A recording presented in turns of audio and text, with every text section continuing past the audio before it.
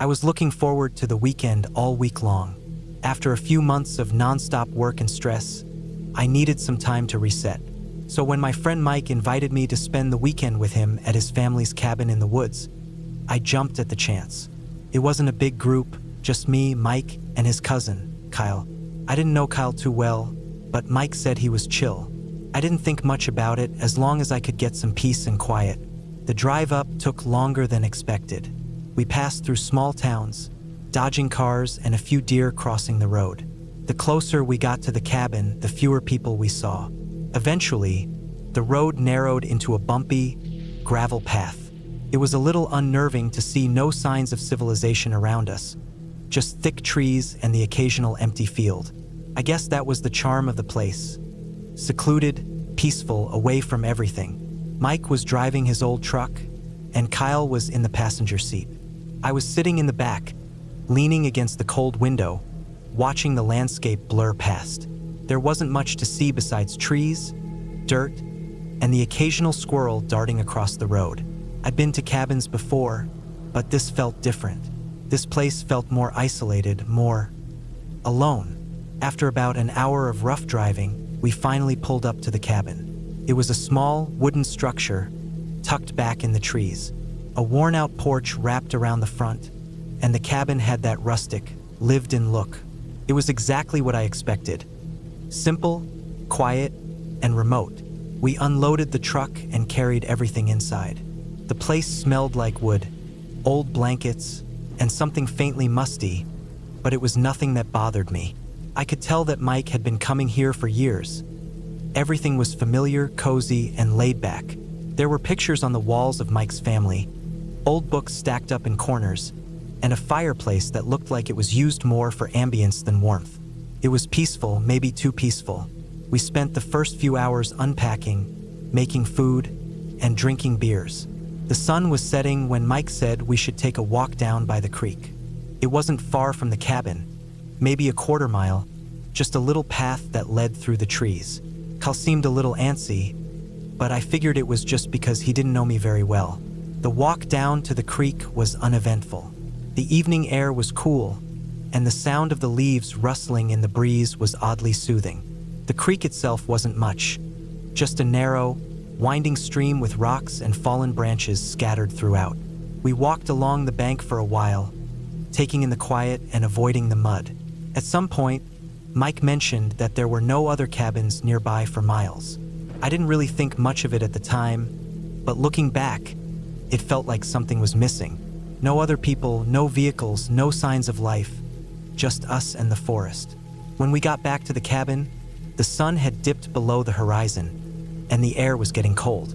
The flickering light of the fireplace cast long shadows across the room as we sat down to dinner. The atmosphere was comfortable, but I couldn't shake the feeling that something wasn't quite right. It was that nagging feeling you get when something's off but you can't quite place it. We ate, talked, and laughed, and by the time the food was gone, the fire had started to die down. Kyle excused himself to go to bed, but Mike and I stayed up, sipping whiskey and chatting by the fire. The conversation turned to stories, and at one point, Mike began talking about some of the weird things that had happened out here in the woods over the years.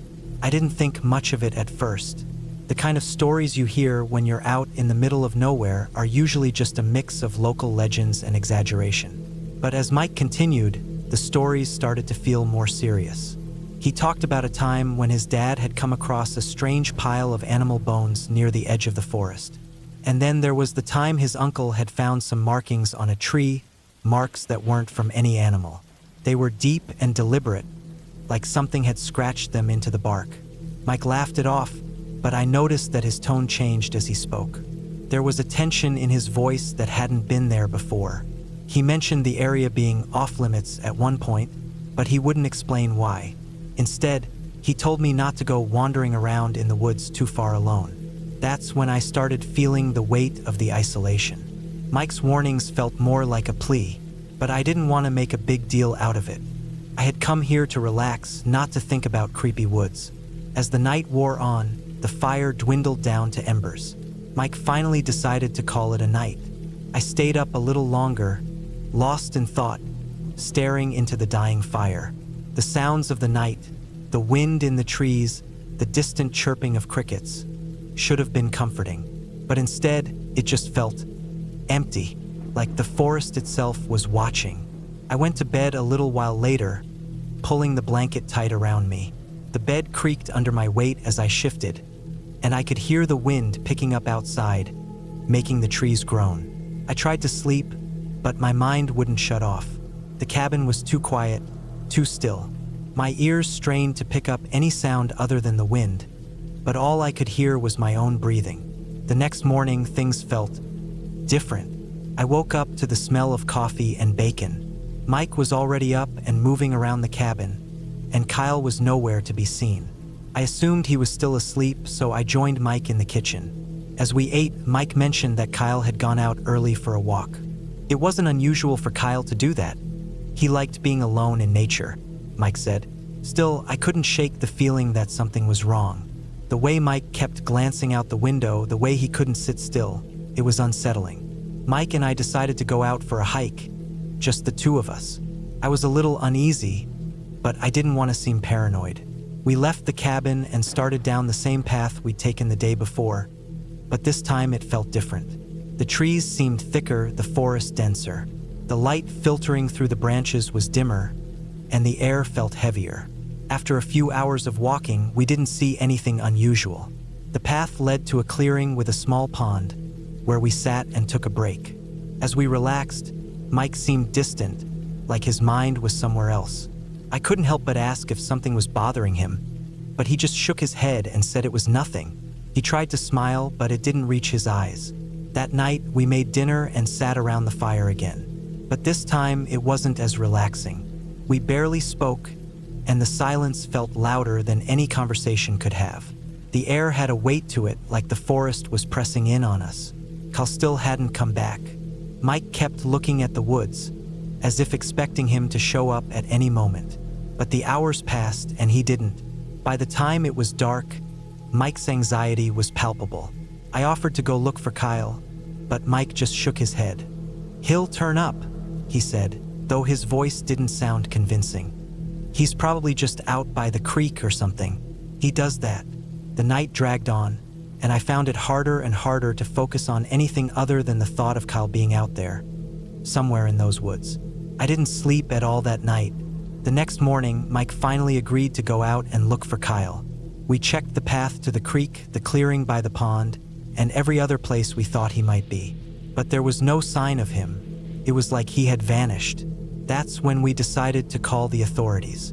The sheriff's office was a few hours away, and it took them several more hours to get here. They started a search, combing through the woods with dogs and a few volunteers. Couldn't believe it.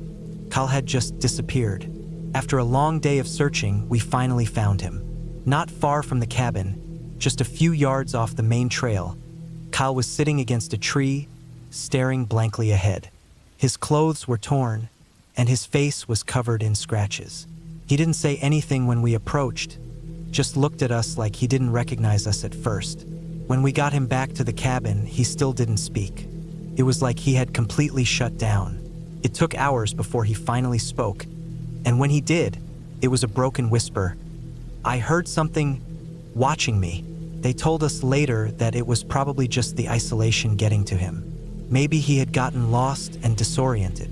But the way he looked at the woods after that day, like he had seen something that we couldn't, left a lasting impression on me. We packed up and left the next day. We never spoke much about what happened in the woods, but every time I drive out into the country, past empty fields and stretches of trees, I feel the weight of it, that feeling that something is watching, just beyond the tree line.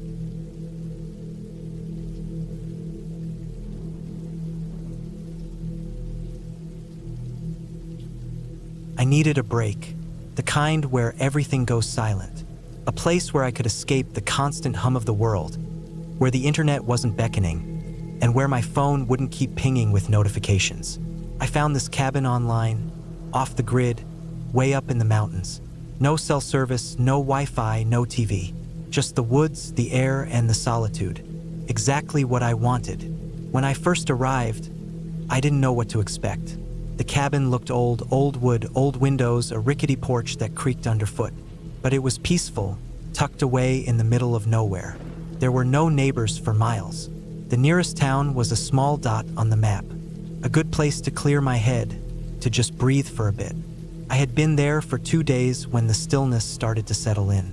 I spent the days hiking, reading, making small fires at night. Nothing seemed off at first. The silence was exactly what I needed. I left my phone off, only turning it on for a brief moment to take a few pictures or check the time. But other than that, I didn't miss the constant chatter. The world outside felt far away, and for the first time in a while, I was okay with that. The cabin had one odd feature: an old radio. It was the kind with dials, none of the modern buttons or screens. The kind that could pick up AM frequencies from hundreds of miles away.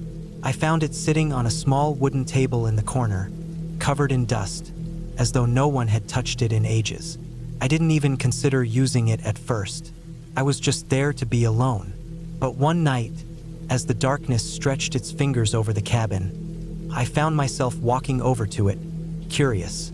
I turned the dial slowly, the static buzzing louder as I twisted it to the left.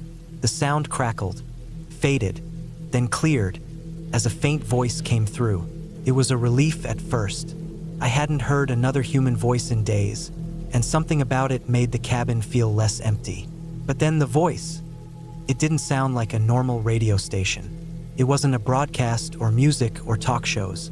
It was distorted, broken in places, like it was coming from a far-off distance.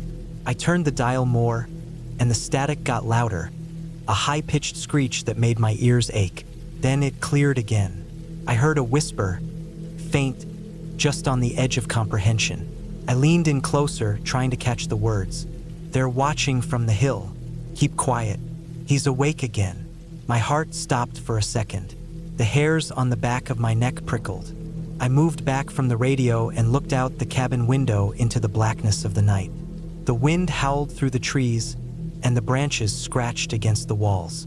I couldn't see anything beyond the small circle of light from the porch.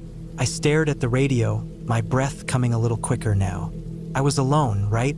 Just me. There couldn't be anyone out there. I told myself to calm down. It was probably just a glitch, a strange frequency mix-up. A little more static, and it might pass. I didn't touch the dial, just left it where it was, listening. Another burst of static. Cabin 3. Lights off now. That hit me like a slap to the face. I froze. I glanced around the room. My cabin was cabin 3. I didn't remember hearing any sirens or any warnings about the area being unsafe. No mention of anything unusual. It was just supposed to be a simple getaway. The voice on the radio couldn't have known about me. No way. It was too weird, too precise. I didn't move for a long time. I just sat there, staring at the radio. The static buzzed again, followed by nothing. I reached over and turned the radio off, my hands trembling slightly. I stayed in the dark for a while, just thinking. My mind tried to reason with the situation. It had to be a coincidence. Someone else was probably staying at the cabins nearby, and the signal was just catching their conversation, right? It was nothing more than a freaky radio glitch, but I couldn't shake the feeling that someone was out there, watching. I stood up slowly and walked to the window, peering out through the curtain. The forest was too quiet. No movement. The trees were just dark shapes against the night sky. I couldn't see anything on the hill that the voice had mentioned, but something about the night, the cold air, felt wrong. The hairs on the back of my neck stood up again, and I stepped away from the window. I didn't know what to do. Should I leave? But where would I go? The nearest town was over an hour away, and the roads weren't exactly great. I'd have to drive through pitch-black forest roads, and that seemed worse than staying in the cabin. I decided to stay.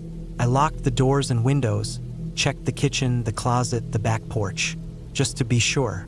I wanted to feel like I had control, like nothing was out of place. I turned off the lights, crawled into bed, and tried to sleep. But sleep didn't come easily. The darkness pressed in on me. The silence felt heavier. Every creak of the cabin, every sway of the trees in the wind, made me jump. I kept hearing small noises, footsteps on the porch, the scrape of metal against wood. It was like something was moving around outside, just beyond the light. Around 3 a.m., I couldn't take it anymore. I grabbed my flashlight and went outside. I knew it was a bad idea, but the need to check was overwhelming. I stepped carefully out onto the porch, shining the beam of light into the woods. There was nothing. I walked around the cabin, checking the perimeter. The air smelled of pine, the earth soft underfoot. The forest was dead quiet, save for the occasional rustle of leaves in the breeze. I made my way around the back of the cabin, where the trees were thicker. The flashlight beam flickered over the ground, over the rocks, the underbrush. Still nothing. I turned to go back to the front when I heard it. A faint sound like something shifting in the woods, just off the trail that led to the hill. I froze. My heart slammed in my chest, and I strained to hear it again. There was a sound, footsteps, slow, deliberate. I snapped the flashlight to the sound. Nothing, but the feeling of being watched didn't go away. I rushed back to the cabin, locking the door behind me. I sat down, trying to breathe normally, but my mind kept racing. The voice on the radio, the warning, the footsteps, the feeling of someone watching. It wasn't long after that when I heard something else. A car. I rushed to the window, my heart skipping a beat. I could see headlights through the trees, just a faint glow cutting through the darkness. Someone was on the road, approaching the cabins. I had no idea who it could be, but I wasn't about to sit in that cabin and wait to find out. I grabbed my phone, turned it on, and checked the time. It was almost 4 a.m. No reception. Of course, no signal. The headlights got closer, and I could hear the crunch of tires on gravel. I didn't know what to do, but I knew I couldn't just sit there. I grabbed my keys and headed for the door, but as soon as I stepped outside, the headlights cut off. I stopped in my tracks. The car had stopped. The night swallowed up the headlights, leaving me with nothing but the darkness. The stillness in the air felt suffocating. I waited. Seconds passed. Then a minute. Then another. No movement. No sound. I don't know how long I stood there before I finally decided to go back inside. My breath was shaky.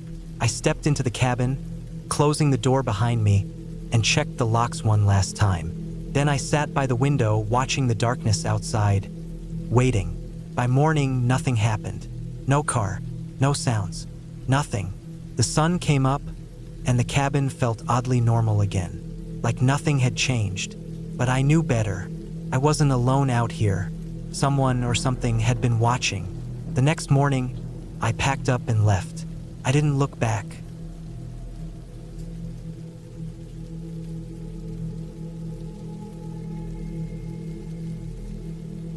I never imagined something like this would happen in the middle of nowhere, in a tiny off-grid cabin tucked deep in the Ozarks.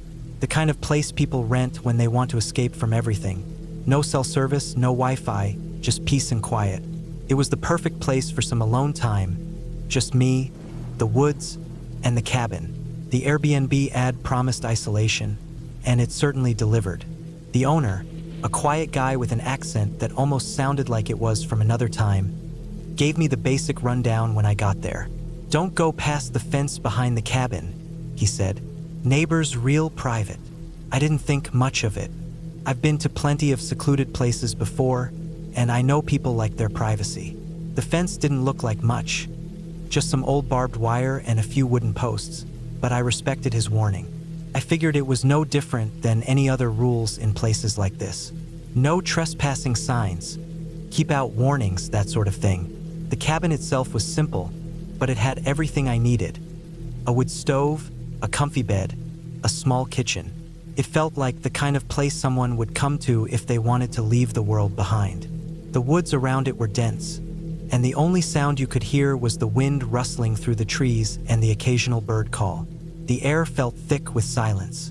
That first night, after the sun dipped behind the hills and the stars came out, everything seemed perfect. I sat on the porch for a while, staring out into the darkness, listening to the crickets. It was peaceful, so much so that I almost forgot the outside world existed. But around 10:30, when I was about to turn in for bed, I noticed something odd. A faint beam of light. I squinted into the darkness, trying to figure out where it was coming from.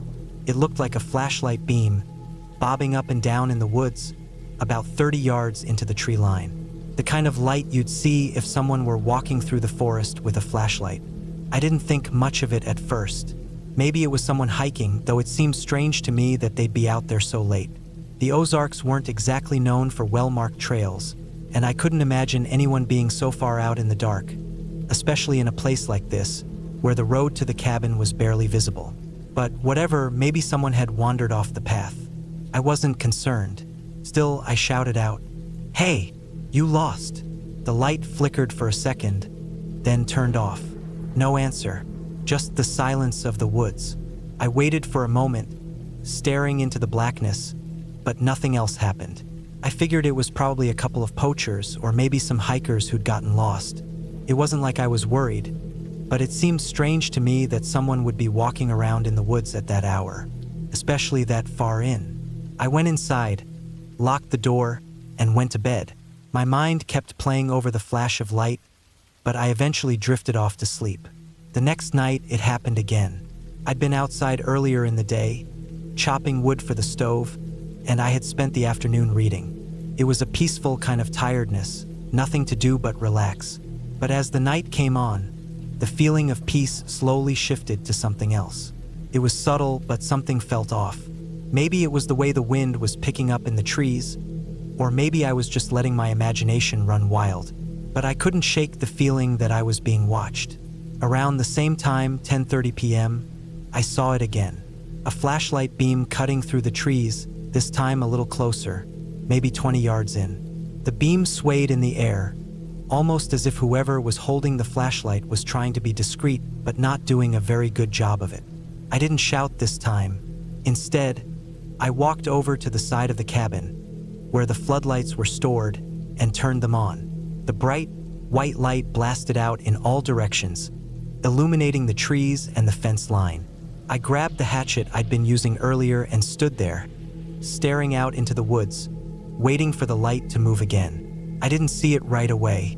In fact, I stood there for several minutes, the hairs on the back of my neck standing up, straining my eyes to see any movement. My breath came in short bursts, as if the whole situation had triggered something primal inside me. I didn't know what was out there, but I didn't like it. The beam came back, but it didn't move. It was stationary now, just sitting there in the dark, as if the person holding the flashlight was standing still. I could feel the tension in my chest as I kept my eyes locked on the spot. Something was wrong. The beam wasn't moving the way someone would if they were just walking. It was deliberate, purposeful. I stood there, waiting, unsure of what to do. The light flickered and then disappeared again. No shout, no sound, just the kind of silence that makes you feel like something's about to happen, even though you have no idea what that something is. I went inside after a while, locked the door, and tried to distract myself with a book, but I couldn't focus. I couldn't get rid of the image of that flashlight beam, of how it had just stood there, as though the person behind it was waiting for something or perhaps waiting for me. That night, when I went to bed, I found the deer's heart. I stepped out onto the porch to get some fresh air before heading to bed, and there it was, perfectly placed on the doormat. A deer's heart, fresh, raw, and utterly clean. No blood anywhere, no sign of a struggle. It wasn't just dropped there by accident. It was placed. I froze. My stomach turned as I stared at it. Couldn't move.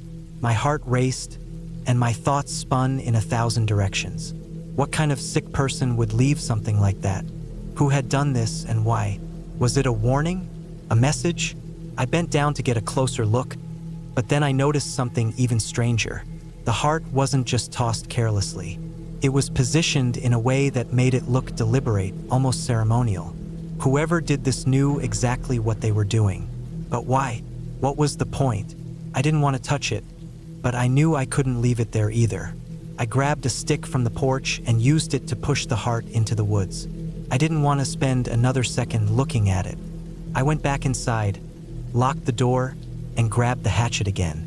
I sat in the corner of the cabin with the lights on, my back to the door, not sure whether to stay put or leave.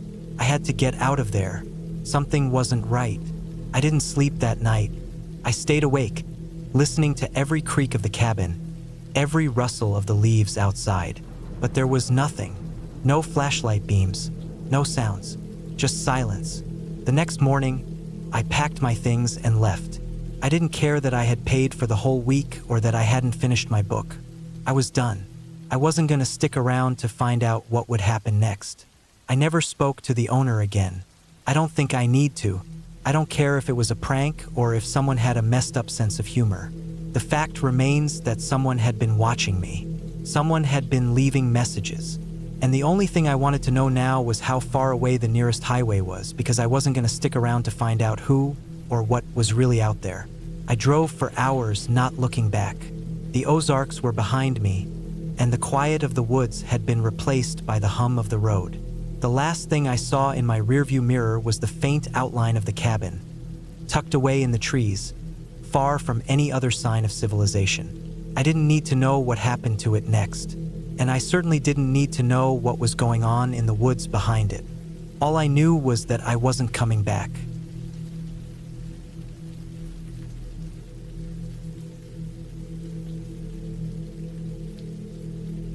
It was late October when we got to the cabin in rural Tennessee.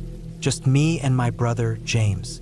We wanted a quiet weekend away, and this park had cabins you could rent for cheap. Off-season meant no tourists, no kids screaming, no crowds. That's what we were after. Just cold beer, campfires, and a couple days with no cell reception. We got there late Friday afternoon. Leaves were thick on the ground, bright red and gold, and the air was already colder than we expected. The kind of cold that settles fast when the sun goes down. The cabin wasn't anything fancy. Just 2 rooms, one with bunk beds and a small table, and one with a wood stove, a tiny kitchen, and an old couch. There was a porch out front with 2 chairs and a fire pit a few yards away. Behind the cabin was nothing but trees, a thick wall of them stretching into the hills. They didn't look touched in years. The first night was quiet. We got a fire going, cooked hot dogs on sticks, cracked some beers, sat under the stars, listening to nothing but the wind in the trees. The kind of quiet you only get in places like that. We stayed up until midnight just talking. After a few more beers, I started feeling that fuzzy edge of sleepiness, and we went inside, threw some logs in the stove, and crashed out. The next morning, I got up first and went out to piss behind the cabin. That's when I noticed it. Maybe 30 yards back, just barely visible through the trees, there was something metallic. I walked a few steps into the woods to get a better look. It was a camper, an old, rusted thing, one of those small, single-axle ones. White, or it used to be. The paint had peeled and rust streaked down the sides. Looked like it hadn't moved in years. The wheels were half sunk into the ground. There were vines growing up the side and leaves piled around it, like it was trying to vanish back into the woods. I didn't get too close, just noted it, thought it was weird it hadn't been hauled out. I figured maybe it belonged to someone who used to camp out there, maybe long before the park took over the land. That day we went for a hike, followed a trail that looped around a small lake. Didn't see a single person. No cars in the parking lot, no voices. Even the park office was closed when we drove by. We figured it was probably just us in the park, which was fine. Kind of nice, actually. That night, we made burgers on a little propane stove we brought and sat out by the fire again. Around 9, I went to grab some more wood from the pile around back. That's when I saw something strange. In the soft dirt just past the cabin, there were footprints. Not ours. We'd both been up front since dark. These prints were fresh. Boot prints, heading out of the woods from the direction of the camper, toward the back of the cabin. I called James around and pointed them out. He frowned, rubbed his chin. Could be old, he said. Maybe someone walked through earlier, but the leaves were kicked up in a way that didn't match the rest of the ground. And some of the prints were sharp at the edges. No rain or wind had softened them yet. They hadn't been there that morning. We didn't talk much after that. Just sat out by the fire, quieter than usual. I kept glancing toward the tree line, and every so often I thought I heard twigs snap, but it could have been a deer. That area had plenty of them. Or a raccoon, maybe even a bear. Still, I slept lighter that night. Woke up around 3 and just lay there listening. At some point, I swore I heard something bump against the back wall of the cabin. Just a soft thud, then silence. I didn't wake James, just stared at the ceiling until the stove went out and the cold crept in. Next morning, I went out again and checked around. This time, there was a pile of cigarette butts on a flat rock near the trees. They hadn't been there the day before.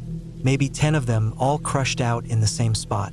Same brand, white filters, short, not like the ones James smoked, and not the kind you'd expect someone to leave if they were hiking through. Someone had been standing there, smoking, watching the cabin. I looked over at the camper, still dead quiet. I walked a little closer this time, maybe 10 yards away. It had a single window on the back, covered in grime. No movement inside. The door was shut tight. I couldn't see if it had a lock, but the thing looked like it hadn't been opened in years. I went back to the cabin and told James what I saw. He looked over my shoulder toward the camper and nodded. Neither of us said much, but that night we decided to keep the fire going a little longer. Around 10, I got up to piss again and brought my headlamp this time. I stepped off the porch and aimed it toward the camper, just messing around. But when the beam hit the window, I froze. There was a face, staring straight back at me, not hiding, not ducking, just looking. Pale skin, long hair, dark eyes. Didn't move, didn't flinch. Just stood there behind the glass, watching me like they'd been doing it for a while. I must have stood there 5, maybe 10 seconds. Then I turned off the light and backed up fast. I didn't say anything to James, just sat down by the fire again. My chest was tight. My hands were shaking, but I kept them hidden. He asked if I saw something, and I just said, "Thought I did. Probably nothing." But the whole time I could feel that stare, even with the trees between us, even with the fire burning bright, I could feel it. Neither of us slept that night. We left the stove cold, sat on the couch, door locked, staring out the front window. Every creak, every whisper of wind had me tense. I couldn't stop thinking about that face, the way it just stood there, calm, not surprised, like it knew I'd eventually look. We waited for daylight before either of us dared go outside. The sky was still gray when we packed up. We didn't say much, just loaded our gear into the truck and drove down to the park office. There was an older guy behind the desk. I told him about the camper, about the cigarette butts, the footprints, the face in the window. He listened without interrupting, just nodded along. Then he leaned back in his chair and said, "That camper's chained shut. No one's used it since the guy who owned it died out there in 2004. I asked if he was sure. He said yeah. He was the one who helped cut the guy out when they found him. Said it took them 2 days to realize he hadn't left. And by the time they did, he was long dead. Natural causes, apparently. But they left the camper where it was. Didn't want to drag it out through the woods. Said it wasn't hurting anyone. I didn't argue. Didn't mention the face again. Just nodded and said thanks. We drove out without saying a word until we hit the highway. I don't know what I saw. I've gone over it 100 times. Maybe someone broke into the camper and was squatting out there. Maybe the chain wasn't as strong as they thought. Maybe someone from town used it as a hideout. But whoever it was, they didn't look caught off guard. They looked like they belonged there, like they'd been there the whole time, just waiting for someone to look their way.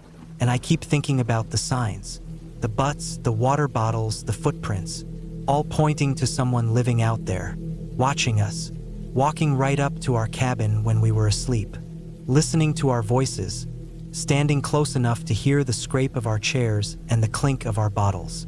We told ourselves it was nothing, but we both knew better. After that, I didn't go back to the woods for a long time. Not like that, not in the off-season. There's something about being the only ones out there that makes you feel safe, until you remember that just because you can't see anyone doesn't mean you're alone. We tried to talk about it once, a few months later. I brought it up when we were having drinks, and James just looked down at his glass and said, "I saw it too." That's all he said. Didn't ask questions, didn't add anything, and I didn't press. There's no twist to this story, no ghost, no missing persons report. No climactic moment where we kick in the camper door and find some horror inside. Just a weekend that started like any other and ended with a face in the woods I can't forget. And the worst part? Whoever it was, they never looked scared. Not curious, just calm. Still, like I wasn't the one seeing them. Like they were seeing me, like they'd been waiting for me to notice. That's what sticks with me, more than anything, the way they waited.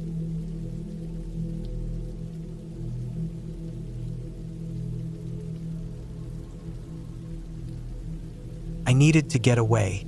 Work had been draining me dry, and I hadn't written a single good sentence in over a month. So I booked a cabin in Vermont, a small one, remote, quiet, tucked into the woods far enough to feel cut off, but not completely alone. The rental site said there were 6 cabins total, spaced out along a gravel loop off a forest road. Mine was the second to last on the loop. The one beyond it, cabin 7, was supposedly empty. The ranger told me when I checked in that it hadn't been booked in weeks. Needed repairs or something. That suited me just fine. I wanted silence. The drive up was long but peaceful. The last few miles were on a 1-lane dirt road, winding through trees still holding the last of their autumn leaves. The air was crisp, and the sky was a dull, overcast gray.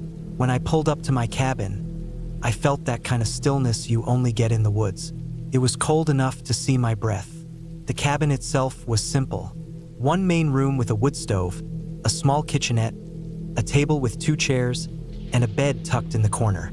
There was a tiny bathroom with a composting toilet and a gravity-fed water tank. Rustic but clean. The wood pile beside the door was stocked. The lights ran off a solar battery setup. No Wi-Fi, barely a bar of cell signal. It was perfect. I settled in quickly, made a small dinner on the camp stove and lit a fire in the stove for warmth. By 7, it was fully dark. The woods out there swallowed light. I sat at the table and tried to write, but I was tired from the drive. Ended up going to bed early. The first night was uneventful. I woke up a couple times to the usual creaks and snaps that come with sleeping in an unfamiliar place, especially one made of old wood, but nothing felt strange. The next day, I got into a groove. Woke up early, made strong coffee, and wrote for hours. Took breaks to walk a little trail that looped behind the cabin. The woods were quiet. Damp leaves, the occasional chirp or rustle. No people. I only saw one other car that day, someone leaving from one of the other cabins on the loop. That second evening, I cooked a basic pasta meal and watched the fire. I had a book with me but found myself just listening to the wind. Around 9, I stepped outside for air. The sky was overcast again, no stars. I walked down the gravel loop a bit, just to stretch my legs. That's when I noticed a light. It was faint, a soft orange-yellow glow through the trees, maybe 100 feet off, in the direction of cabin 7. It flickered a little like a lantern or maybe candlelight. I paused. The ranger had said that cabin was empty, but maybe someone came in last minute. Or maybe they were working on it. It didn't seem strange at the time. I stared for a minute, saw a small movement, a shift in the light, like someone walking past it inside. I went back inside my cabin and didn't think much more of it. Wrote a bit longer, then got ready for bed. The wind had picked up, made the trees groan a little. I fell asleep to that sound. Sometime after 2 in the morning, I woke up, not all the way at first. I thought I'd heard something, a soft tapping. I laid still, eyes closed, waiting to hear it again. Then it came, 3 slow, steady taps, right on the window above the head of the bed. I sat up fast. My heart was pounding. I stared at the window but couldn't see out. The curtain was drawn, but even if it hadn't been, the dark outside was total. I reached for the flashlight I'd left on the floor beside the bed and turned it on. Waited. Nothing. No more tapping. I listened for footsteps or movement in the leaves. Nothing. No wind either. It was dead still out there now. I waited a long time, not moving. Eventually, I told myself it was probably a branch. Or a bird, maybe. I tried to sleep again, but it took a while. My nerves were up. In the morning, I walked around the cabin. The ground was wet from dew, and there were leaves all over, but I didn't see any tracks. I looked up at the window. Nothing seemed off. Still, the tapping had been too steady to be wind. It was too specific. 3 taps, evenly spaced. That detail sat in the back of my head like a stone all day. Later that morning, I walked the loop again. I passed cabin 7. The path to its door was covered in leaves, untouched. No footprints. I stepped closer and looked in through one of the windows. It was completely empty, not just unoccupied, but bare. No chairs, no bed, no lamps. Dust on the floor. Curtains drawn tight on every window. The door had a padlock on it. I walked away quickly, told myself maybe I was wrong about the light. Maybe it came from deeper in the woods, or from the next cabin over and I just misjudged the direction. Still, that tapping didn't make sense. I kept writing that day but found it hard to focus. The woods no longer felt quiet in a peaceful way. They felt blank, like they were holding their breath. The kind of silence that made you feel watched, even when there was nothing to see. I decided to leave the next day, cut my weekend short. I told myself it was just nerves, but I packed up everything except what I needed for one last night. I figured I'd leave at first light. That night, I double-checked that everything was locked. I wedged a chair under the doorknob and placed a small cooking pot on top, so I'd hear if the door moved. I closed the curtains tight and left the flashlight beside me again. I woke up once, around 3 a.m. No sound, no tapping, just the kind of wake-up you get when your body senses something isn't right. I laid there for a long time, eyes wide, ears straining. Nothing. Eventually, I must have fallen asleep again. I left at sunrise, drove straight back to the main office to drop off the key.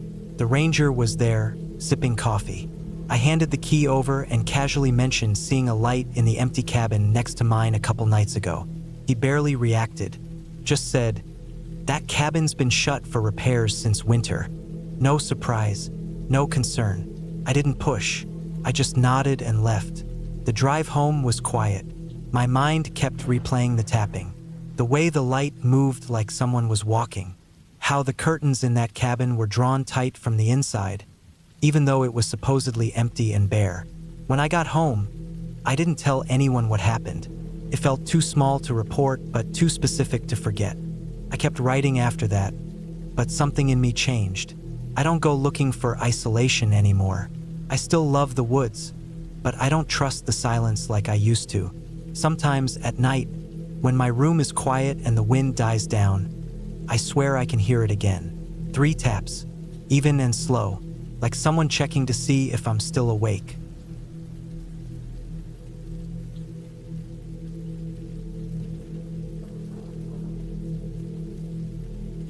I arrived at my uncle's A-frame cabin just after sundown, somewhere off a gravel road outside Forks, Washington, the kind of place GPS barely touches.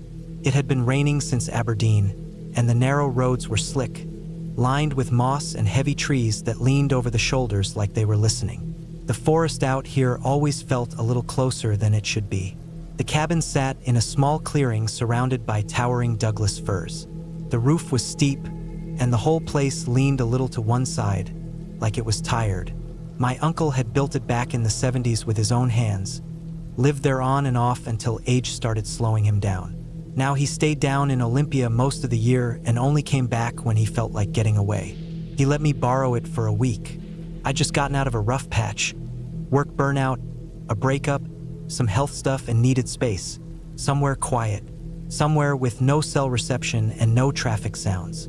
I had groceries packed in a cooler, books to read, a fishing pole, a few notebooks to write in. It was supposed to be simple. The first thing my uncle told me when I called him before the trip was about the raccoons. Said they'd been getting into the attic through a broken vent on the north side. He tried patching it, but they kept pulling it open again. He didn't seem too concerned. "You might hear them at night," he said. "Scratching, maybe thumping around a bit. Don't worry, they usually leave by morning." The first night, after I unpacked and cooked a quick dinner on the propane stove, I climbed up to the sleeping loft. The ladder creaked under me, and the wooden boards up top gave a soft groan under my weight. It was cozy, with a low slanted ceiling and a mattress tucked into the corner. There was a small window that looked out into the trees. I read for a while by lantern light, then turned in. I heard the noise about an hour later.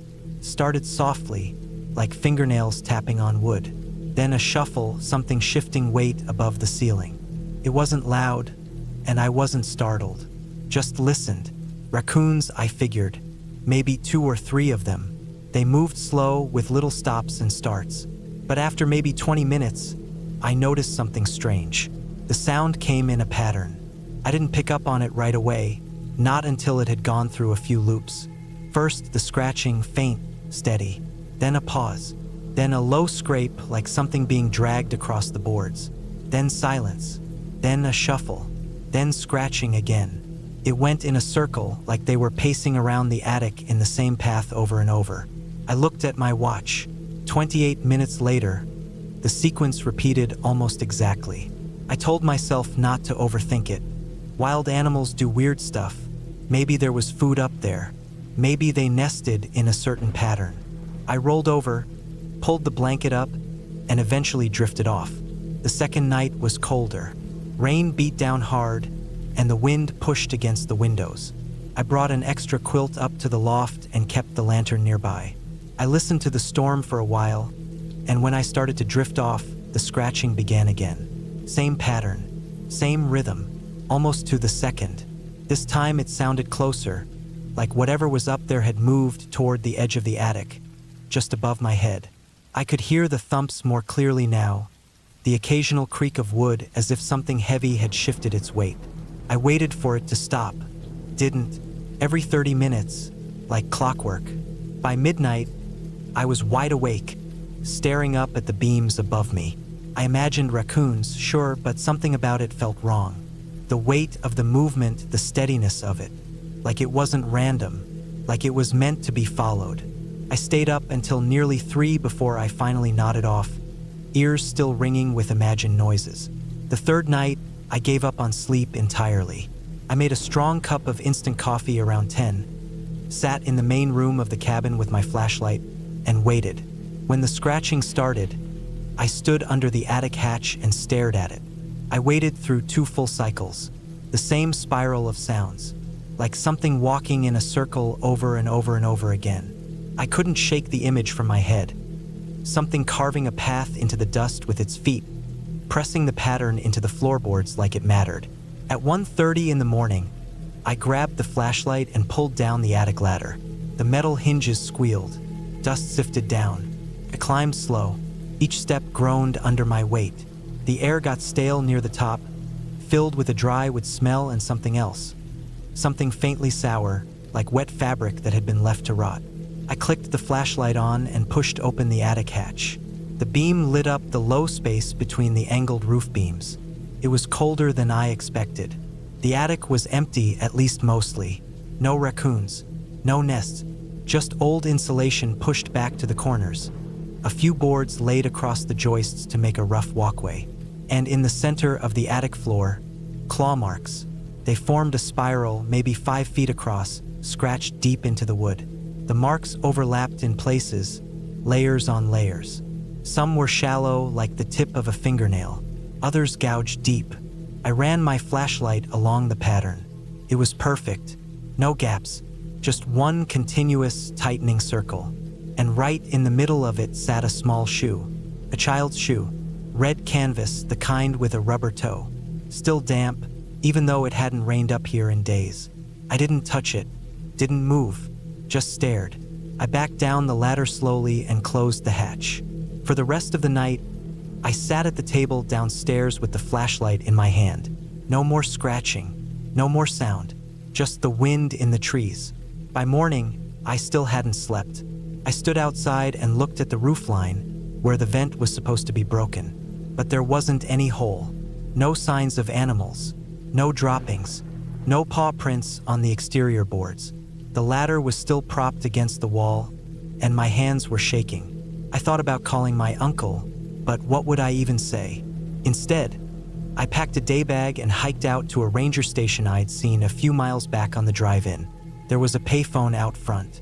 I reported that I might have found something, possibly human remains or evidence of a missing person. I didn't give many details, just asked that they send someone to check it out. Gave the location. Then I walked back to the cabin and waited. A ranger and a sheriff's deputy showed up late that afternoon. They didn't seem all that worried, more curious than anything. I walked them through the cabin, pointed up to the attic. They climbed up together. I didn't follow. A few minutes later, they came back down. I waited. The ranger looked uncomfortable. The deputy kept glancing at the floor. "There's no shoe," he said. I looked at him. "What?" "No shoe. No scratch marks. Just dust and some old insulation. No animals either." I didn't say anything for a while. I felt my stomach turn cold. "I swear it was there," I said. They nodded, said maybe I'd been tired. The woods play tricks on people, especially when they're alone. Lack of sleep, anxiety, the quiet, your mind can start filling in the blanks. The ranger mentioned a few people getting turned around in the area, thinking they saw things. It happens. They left after giving me a number to call if I needed anything. I stayed one more night, mostly because I couldn't bring myself to hike out in the dark. I didn't sleep. I didn't go back into the loft. The next morning, I packed everything and left before sunrise. I haven't gone back since. I never figured out what I saw or what I thought I saw. I know it wasn't a dream. I remember the smell, the dampness of the shoe, the way the light hit the gouges in the wood. I can still hear the exact rhythm of that scratching in my head. I never saw an animal, never heard one outside. Just that pattern, over and over again. I searched online after I got home, looked up missing persons reports, didn't find anything that matched. No recent cases in that area. No children gone missing near Forks in the last few years. Nothing that could explain a wet child's shoe in a sealed attic. But here's the part that gets me. 2 weeks later, my uncle called. He'd gone up to the cabin to check on the place. I didn't say much, just told him thanks for letting me use it. He was quiet for a moment, then said, "You patched that vent after all?" I said no. He didn't say anything for a few seconds. "Funny," he said. "It's sealed up tight now. Boards nailed from the inside. Didn't look like my work." I didn't ask anything else. Just told him to take care and hung up. I don't know what I saw up there. I don't know if the shoe was real or if the spiral meant something. But I know the sounds I heard. I know what I saw with my own eyes. I've stayed in plenty of cabins before. Heard mice in walls, raccoons on roofs, even had a black bear scratch at the siding once. But nothing has ever made me feel the way that attic did. It wasn't a ghost story. It wasn't a monster. It was just something wrong, something real. And it stayed in my head long after I left. Even now, sometimes when I'm trying to sleep, I hear it again. That rhythm, scratch, shuffle.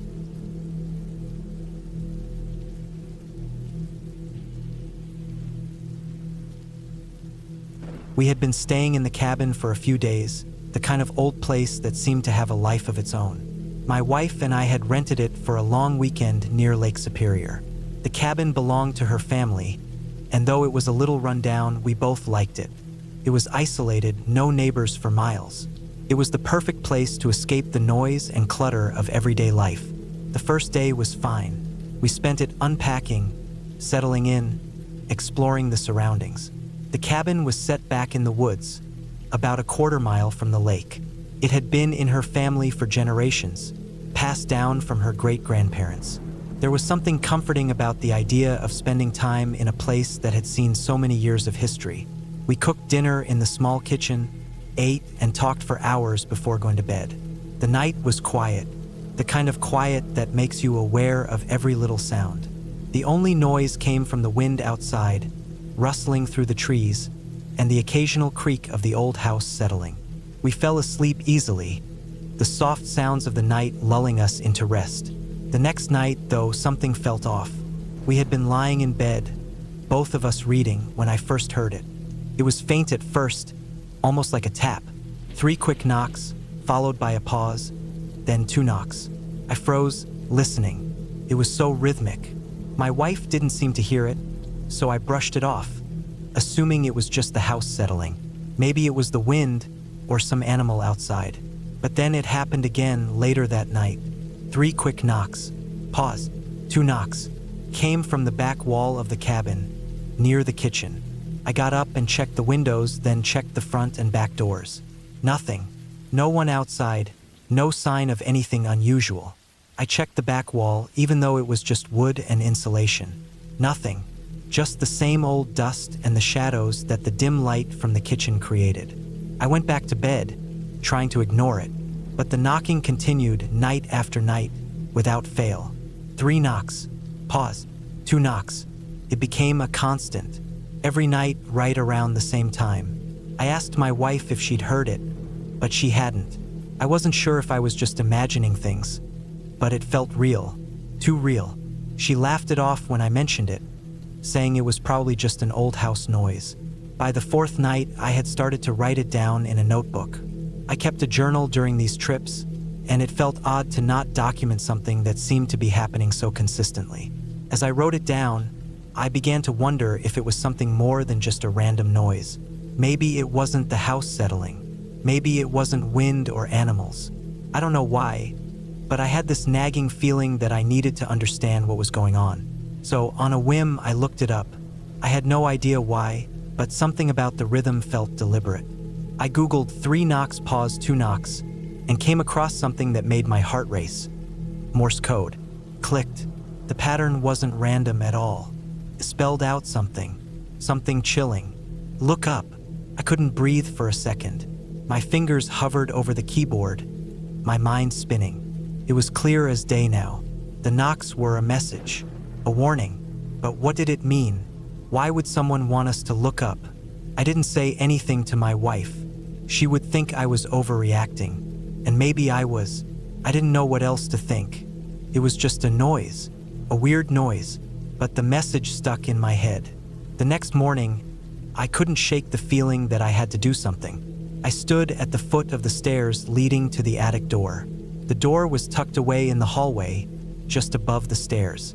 I had never touched it, never even thought to. The door had a simple string pull hanging down, and I had always assumed it was just for storage. Old boxes, maybe, or some of the family's forgotten things. But now, standing there, I wondered if there was more to it. That night, I decided I had to do it. I didn't tell my wife, I just acted. I stood in the hallway for a while, staring at that string pull. I tried to convince myself that it was just my imagination, but the thought of it kept nagging me. I had to pull the string. I don't know why, but it felt like the right thing to do. Maybe I was just looking for answers, but I didn't feel like I had a choice anymore. I reached up, grabbed the string, and pulled. The attic door creaked open with a slow, protesting sound. Dust billowed down from the opening, and I stepped back, coughing. The air smelled stale up there, thick with old wood and years of neglect. I turned on the light at the top of the stairs, and the small bulb flickered to life. The attic was exactly what I expected. Full of old furniture, cardboard boxes, and forgotten family items. There were some chairs covered in thick, yellowing sheets, a few old trunks, and a pile of dusty blankets. But something was off. The longer I stood there, the more I felt it. The more it seemed wrong. At first, I didn't notice anything unusual. It just looked like the kind of attic you'd expect in an old cabin. But as I walked deeper into the space, something caught my eye. In the far corner, something on the floor stood out. The dust had been disturbed. There, scratched deeply into the floorboards, were words. "Stay down." I felt a chill run through me. The letters were uneven, jagged, like someone had been in a hurry, or like they'd been frantic. I knelt down to get a better look. The marks were deep, too deep to be from anything other than a sharp object. A fork, maybe, something like that. The message was clear, and the urgency of it hit me hard. Stay down. What did that mean? And who had written it? I backed away from the corner, my heart pounding in my chest. It felt like everything around me was closing in. The attic, the cabin, everything. It all seemed wrong. I felt like I was intruding on something I shouldn't have. I wasn't sure why, but I needed to get out of there. I pulled the attic door shut behind me, but I couldn't stop thinking about what I had seen. I went downstairs, my mind racing, trying to make sense of it all. The knocking, the Morse code, the message scratched into the floor. What was it all trying to tell me? I sat down at the kitchen table, trying to calm myself down. My wife was sitting on the couch, reading. She looked up at me when I walked in, her brow furrowed. I must have looked pale, like I had just seen a ghost. "Are you okay?" she asked, her voice concerned. I didn't know how to explain it to her. How could I? It sounded insane. But I knew something wasn't right. I had to figure out what it was. For both of us. The next day, I took a walk down to the lake. I needed to clear my head. The woods were quiet, almost too quiet. No birds, no rustling of animals, just the soft sound of my footsteps crunching on the dry leaves beneath me. I walked for hours, thinking about the messages, the knocks, the Morse code, the scratching on the floor. I was trying to put it all together, trying to make sense of what I had found. When I came back to the cabin, it was late afternoon. The sun was starting to dip low in the sky, casting long shadows through the trees. My wife was in the kitchen preparing dinner. She looked up at me, and for the first time, I saw a hint of worry in her eyes. "Are you sure everything's okay?" she asked. I nodded, but the words didn't come. I wasn't sure about anything anymore. All I knew was that something was wrong, and it had something to do with this cabin. That night, after dinner, the knocking started again. 3 quick knocks. Pause. 2 knocks. It was like a familiar rhythm by now, something I had come to dread. I knew what it meant, even before I checked. I had to look up. The knocks were a warning, telling me to look up, to pay attention to the attic, to whatever it was that was hidden there. I grabbed a flashlight and headed upstairs. I opened the attic door again, and the dust swirled in the air as I stepped inside. This time, I was ready. I wasn't going to back down. I went straight to the corner where I had seen the scratches. The floorboards were still marked, still disturbed, but something was different. There, next to the scratched words, was something else. A small, old box, half hidden beneath the floorboards. I crouched down and pulled the box out, my hands shaking. It was covered in years of dust and grime, but there was something about it. I opened it slowly, dreading what I might find. Inside the box, there were old photographs, papers, and a small, leather-bound journal. The journal looked ancient, the pages yellowed and brittle with age. I flipped through it carefully, reading the entries. They were written in a hurried, almost frantic hand. They talked about the cabin, about the family who had lived there before. And there, buried in the middle of the journal, was the explanation. The cabin had once been a retreat for a family who had fallen on hard times. One member of the family had gone mad, convinced that something was lurking in the woods, watching them. The knocks, the messages, they were warnings. They were trying to get the family to leave. But it didn't work. The madness had taken over, and eventually the family had disappeared. I closed the journal, my hands trembling. I understood now. The knocks, the messages, it was all connected. The cabin wasn't just a retreat. It was a place where something dark had happened,